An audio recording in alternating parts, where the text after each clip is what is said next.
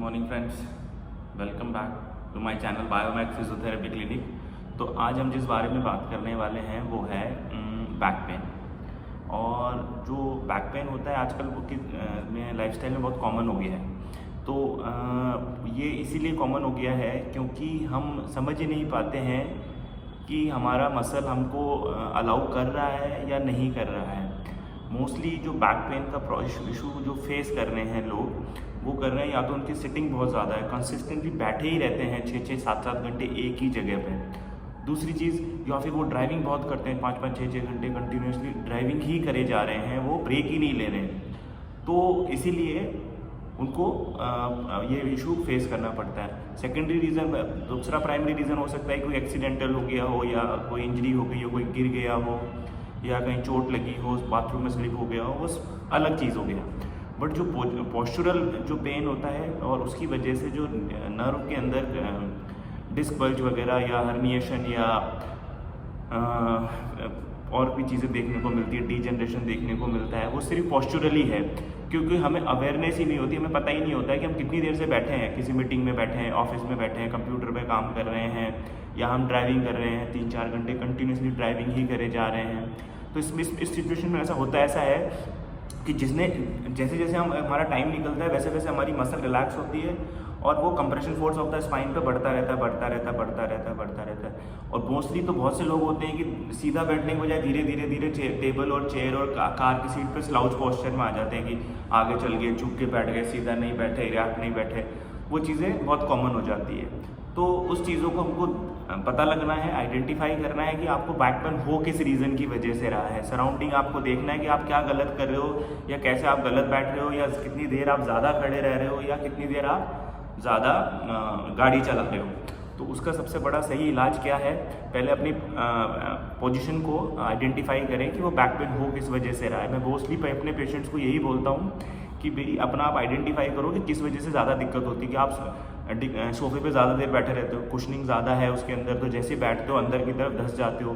या फिर अपना मेट्रेस चेक करो कि आपका मेट्रेस कैसा है, कि पुराना तो नहीं हो गया। जैसे ही आप लेटते हो तो क्या होता है कि पुराने मेट्रेस में गड्ढे पड़ जाते हैं, जहाँ पे क्योंकि हमारा पेल्विस बड़ा हैवी है तो नीचे की तरफ दब जाता है, कंप्रेशन फोर्स ज़्यादा हो जाता है, तो बोन का अलाइनमेंट बिगड़ जाता है, मस्कुलर अलाइनमेंट भी बिगड़ जाएगा और पेन की शुरुआत हो जाएगी। तो आइडेंटिफाई करना है कि प्रॉब्लम कहाँ से शुरुआत हो रही है। ये पेशेंट खुद ही आइडेंटिफाई कर सकता है कि वो क्या चीज़ गलत कर रहा है। अच्छा, फिजियोथेरेपी पॉइंट ऑफ व्यू से क्या होती है, फिजियोथेरेपी पॉइंट ऑफ व्यू से अर्गोनॉमिक्स की चेंजेस होती है, पोस्चरल की बात होती है और एक्सरसाइज की बात होती है। मेडिसिन का काम न्यूरोलॉजिस्ट है, ऑर्थोपेडिशियन है, वो अपना कवर कर लेंगे।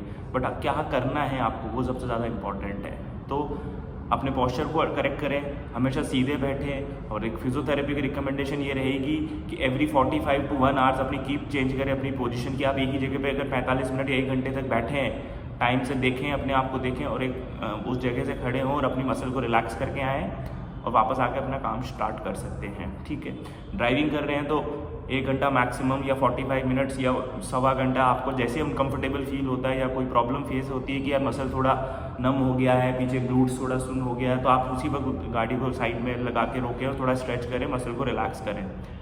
स्टैंडिंग पोजीशन में ये होता है कि स्टैंडिंग में अगर आप एक ही पैर पे ज़्यादा देर खड़े रहोगे तो अपने की वेट शिफ्ट करते रहें, राइट लेफ्ट। बट आधा घंटा 45 मिनट से ज़्यादा स्टैंडिंग अगर आपको इशू आ रहा है तो आप ब्रेक ले लें, आप बैठ जाएँ, फिर वापस आके अपने काम में शुरू हो जाएँ।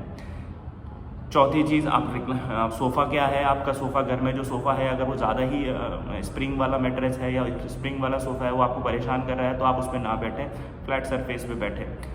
मैट्रेस अगर आपका ख़राब हो गया, आप आइडेंटिफाई करेंगे, अगर आपका मैट्रेस ख़राब है तो उसको चेंज करें, थोड़ा हार्ड मैट्रेस यूज़ करें। कुशनिंग वाला या स्प्रिंग मैट्रेस जो ज़्यादा ही अल्ट्रा सॉफ्ट आते हैं उनको यूज़ ना करें, क्योंकि उससे बैक पेन का इशू आता है। बैक पेन का इशू एक दिन से स्टार्ट नहीं होता है, ये पहले से ही रहता है, ये हमारे लाइफस्टाइल के साथ चलता रहता है। 5-10 साल से आप इस प्रॉब्लम को क्रिएट करते हैं हम, क्योंकि हम उस चीज़ के बारे में सोचते नहीं है कि यार इससे मुझे ये प्रॉब्लम हो जाएगा।